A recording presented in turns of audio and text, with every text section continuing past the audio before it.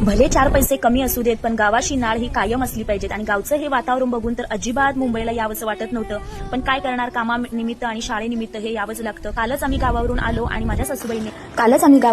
माझ्या सासूबाईने बघा इथे काय काय दिलं आहे. सुकलेले बांगडे, फणसाची भाजी म्हणजेच कोगली, ही आमच्या घराच्या पाठीमागे हळद आली आहे, ती हळद दिली आहे दळून. अळशी आहे ही, आणि या मोहरी आहेत, आमच्या शेतातलीच आहेत या मोहरी. आणि ही गावठी गाजरं आहेत, गावची गाजरं. आणि ह्या आहेत काळे तीळ, चटणी बनवण्यासाठी दिल्या आहेत. ह्या आहेत डाळी, हरभरा डाळ आणि तूर डाळ, या सुद्धा माझ्या शेतातल्याच आहेत. परत हे आहे सुकं खोबरं, पुढे आहे जिरं, आणि हे आहेत फूड कलर, मला बिर्याणी बनवण्यासाठी आणले आहेत. ही सुद्धा डाळच आहे. हे आहेत झिंगे म्हणजे जवळा, आणि या आहेत शेतातील चिंचा. परत हे आहेत धणे, आणि या आहेत गावठी मटकी, आणि हे आहेत शेतातील हरभरे, ह्या आहेत शेवग्याच्या शेंगा, आणि हे गावचे गावठी बटाटे.